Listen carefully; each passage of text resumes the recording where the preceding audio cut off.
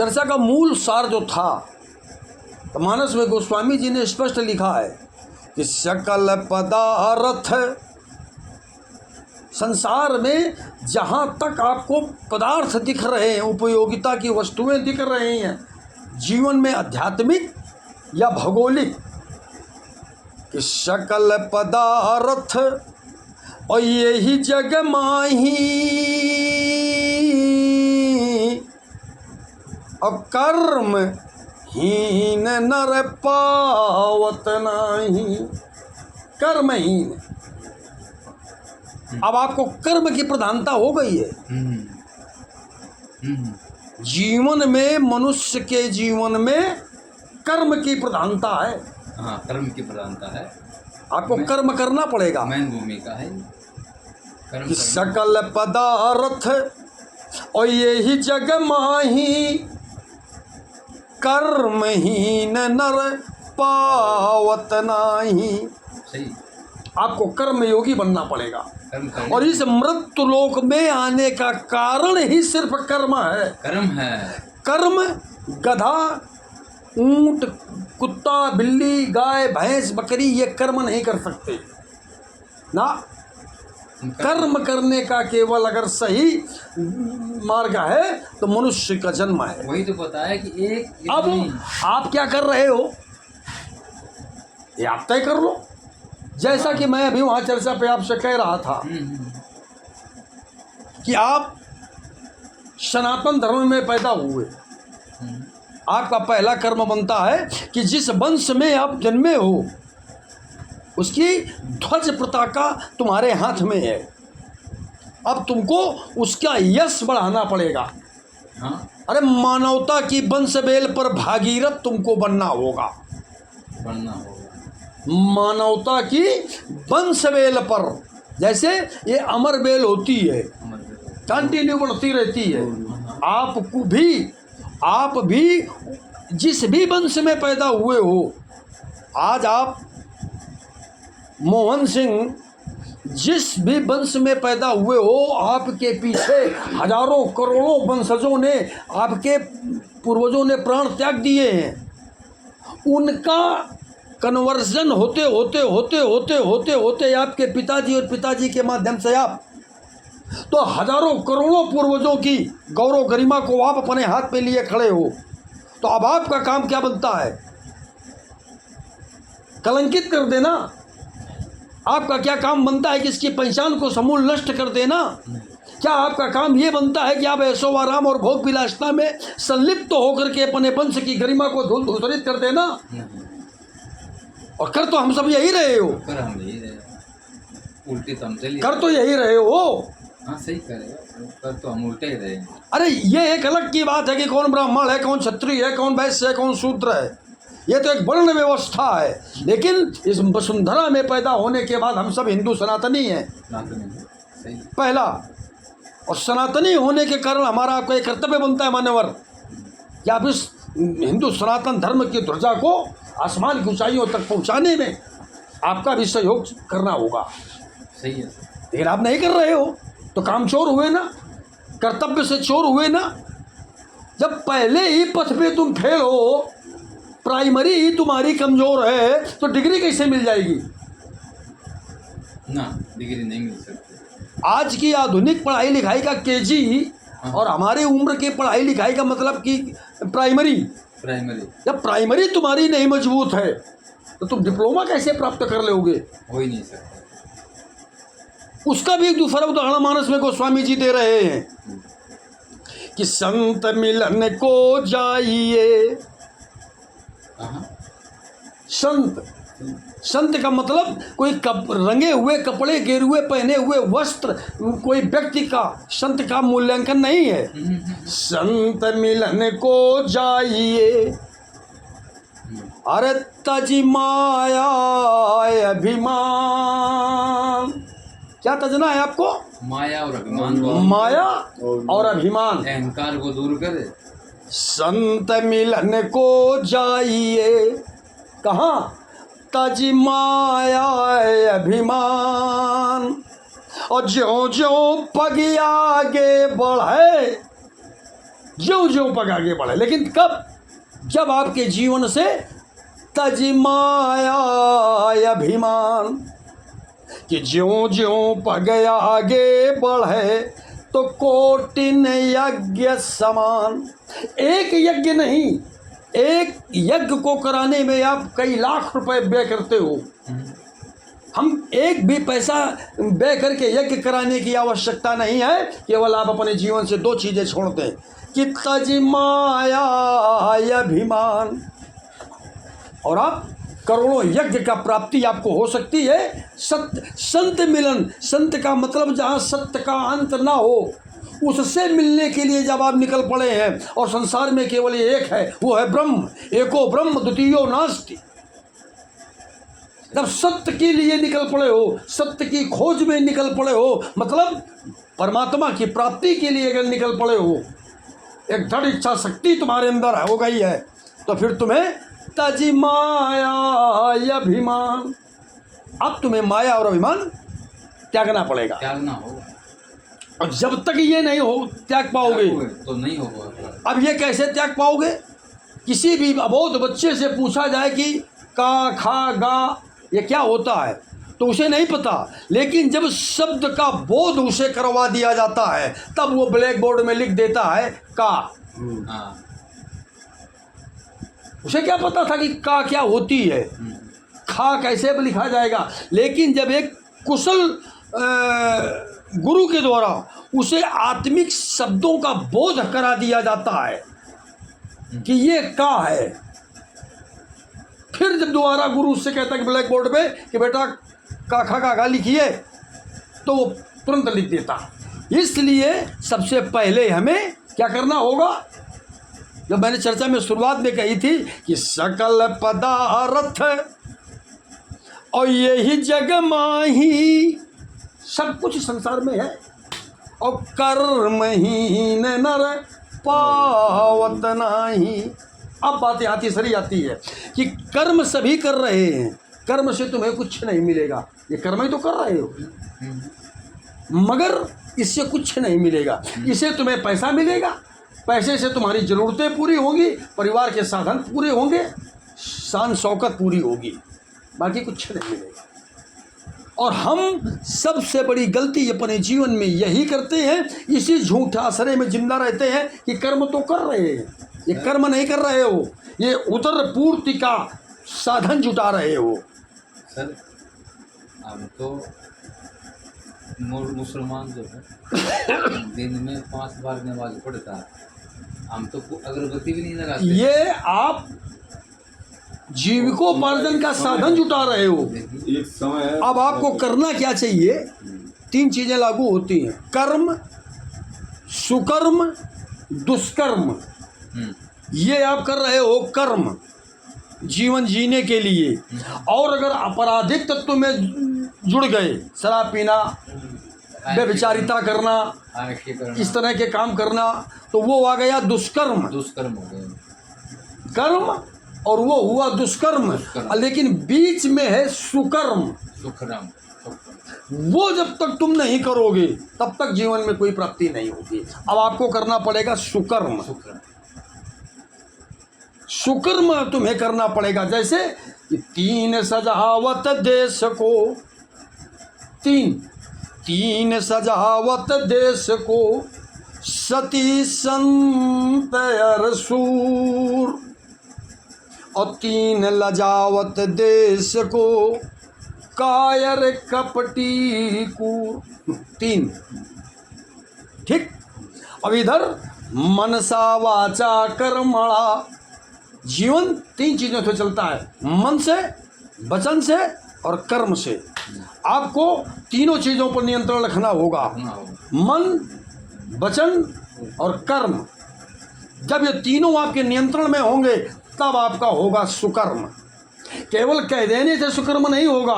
अगर आपको किसी गरीब की मदद करनी है, आपको धर्मार्थ करना है, आपको वैष्णो जी दर्शन करने जाना है, आपकी खोपड़ी के घर के बगल से गंगा जी बह रही हैं, मगर आपको स्नान करने का समय नहीं है क्योंकि आपका मन नहीं बन रहा, टाइम ही नहीं है आपके पास। मन, जब आपका मन नियंत्रण में होगा तब आपका वैचारिक विचार जो अंदर का पलट है जाए। वो कंट्रोल में आएगा, तब आपके द्वारा सुकर्म होगा। तो मनसा वाचा कर्मणा, हाँ 3 चीज़ों के आधार बिंदु है जीवन।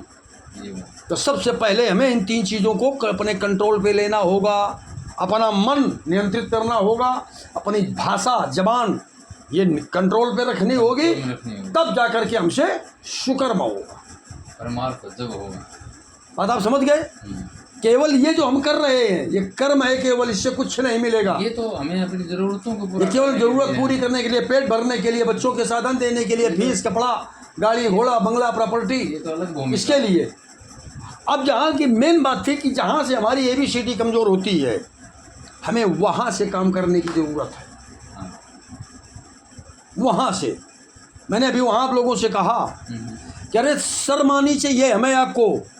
पंडित जी जानते हो क्यों?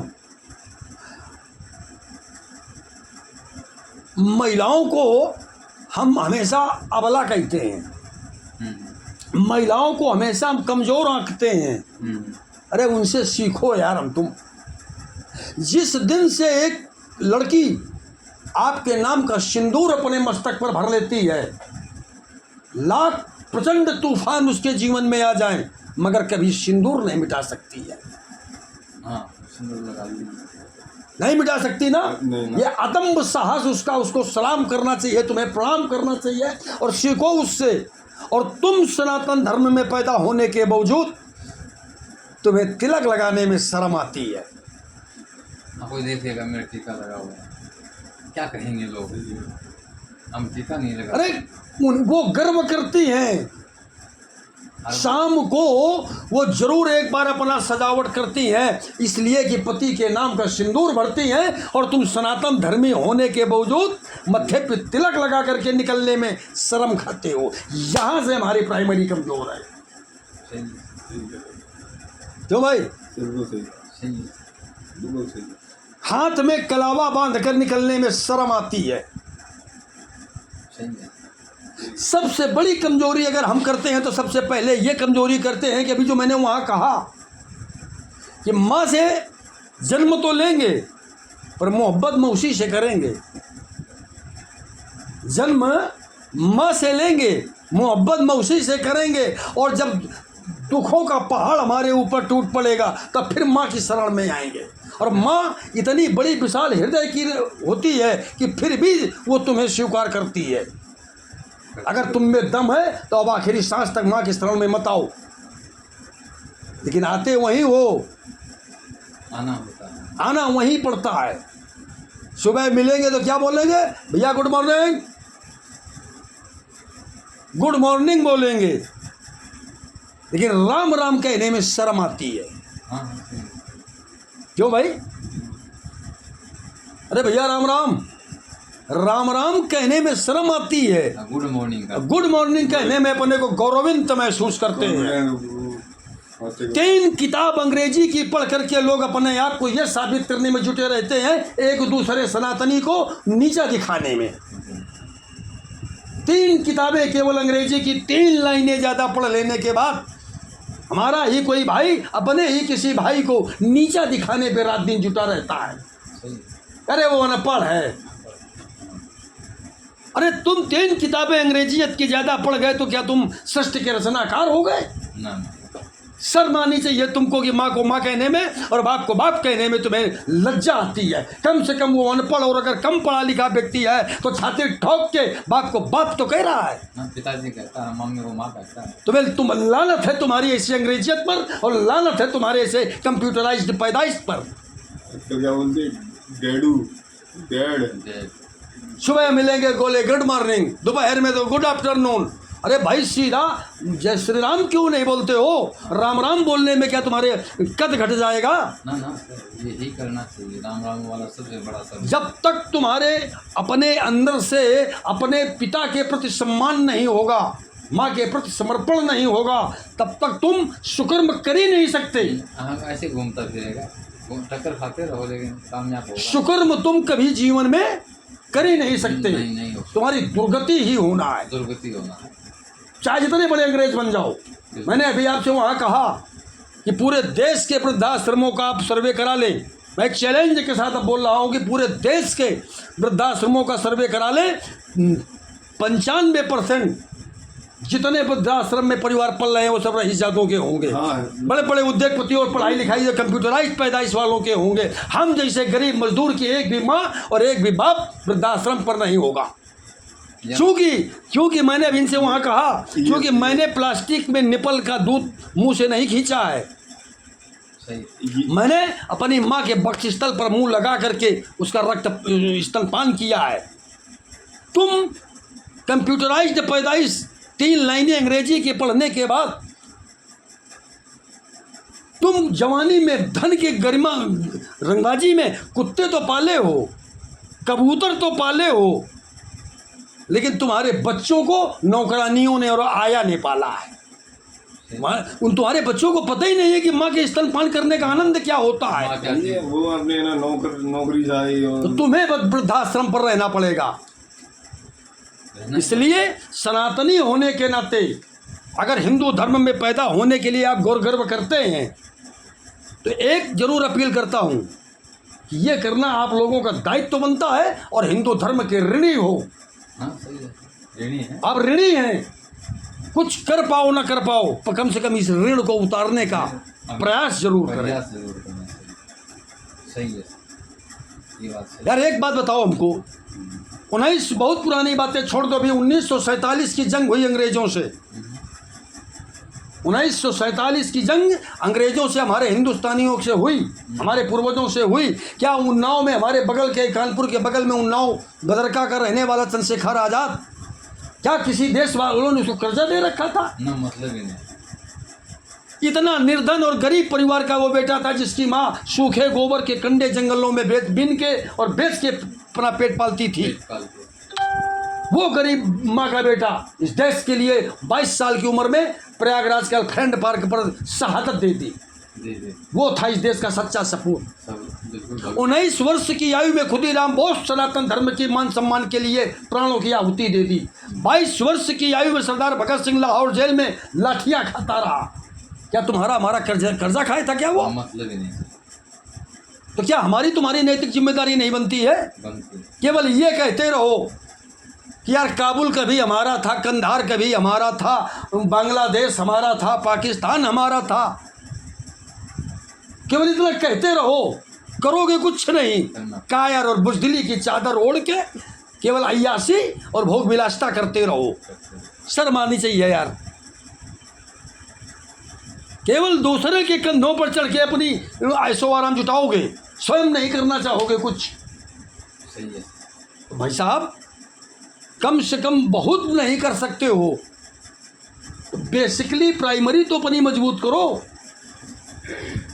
यहाँ तो ये बात नहीं लागू होती कि ब्राह्मण क्षत्रिय वैश्य की। अरे हाथ के कलावा अगर बांधना तो यहाँ कौन सा ये है कि भाई पंडित जी बांधेंगे कि लंबरदार बांधेंगे ना। तिलक लगाने में कौन सा भाई भेद है? सही, पूजा पाठ करके अपना करना सही है।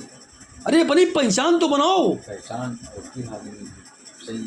पहचान बनाने में शर्म आती है।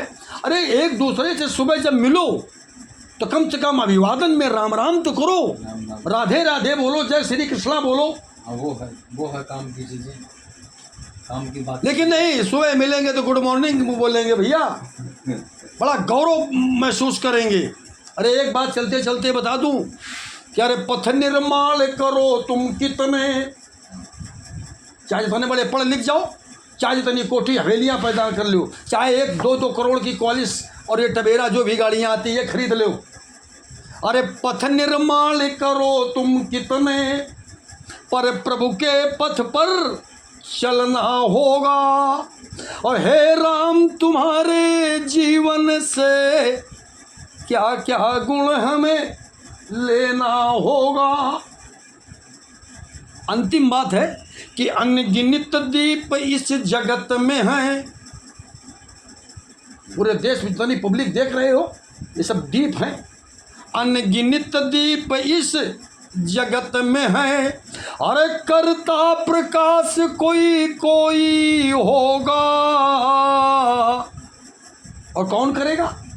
है सीतापति का पावर हाउस, है सीतापति का पावर हाउस, सप्लाई जिधर को देता होगा। अरे रुक जाए अगर सप्लाई कहीं तो बुझा बल्ब सा दिखना होगा। तो हे राम तुम्हारे जीवन से क्या क्या गुण हमें लेना होगा। लेना होगा। बस अपनी बात यही ख़त्म करता हूँ। और आखिरी एक लाइन दिमाग में बोलते बोलते याद आ गई। हम सब लोग यहाँ कहते हो कि हम इंसान हैं, ये कहते हो ना। इंसान की परिभाषा पता है? नहीं जानते? इंसान, इन प्लस शान, इन, आप इनकी शान हो, आप इनकी शान हो तब इंसान हो, और नहीं तो पूरे महाशैतान हो। सही है, सही है। इंसान, इन पहला इशारा देखिए, इन, ये माँ वसुंधरा ये तुम शान हो। इसकी शान जब तुम गर्भ से मृत्युलोक में आए और जमीन पर गिरे तो सबसे पहले अपनी बाहों की आगोश में तुमको किसने लिया? इस माँ वसुंधरा ने। माँ वसुंधरा ने लिया। इसका कर्जा कौन चुकाएगा यार? सही है। पैदा जब तुम गर्भ से गिरे थे तो सबसे पहले इस माँ वसुंधरा ने तुमको अपनी बाहों में लिया था, और पूरी जिंदगी इसी पर तुम जुल्म करते रहे, मगर कभी इसने उर्फ नहीं किया। मकान बनाया तो इसे के ऊपर गड्ढा खोदा, तो इसे के ऊपर लेटरिन पेशाब किया, तो इसे के ऊपर सब कुछ, तो जुर्म इसे पे तुमने किए हो, इसी चांचल में किया, मगर इसने कभी तुमसे शिकायत नहीं की। शिकायत नहीं। तो भैया इसका कर्जा कौन चुकाएगा? धरती माँ का कर्जा। तो इंसान, इनकी तुम शान हो। जब माँ वसुंधरा तुमसे गौरविंद तो हो तब तो तुम इंसान, और नहीं तुम पक्के महाशैतान। सही है। अब ये तय कर लो कि तुम्हें इंसान बनना है कि शैतान बनना है। अब दूसरी बात में इंसान, इंसान कौन? इन माँ बाप, तुम इनकी शान हो। अगर तुम्हारे किए हुए सुकर्मों के द्वारा अगर तुम्हारे माँ बाप की शान न बढ़ी तो फिर तुम्हें जन्म लेना व्यर्थ है। इससे तो अच्छा किसी गले का कुत्ता बन करके पैदा हो जाते हम आप, तो वो कम से कम 2 डंडे खाते हो, कहीं मुंह मारते हो, भगते रहते।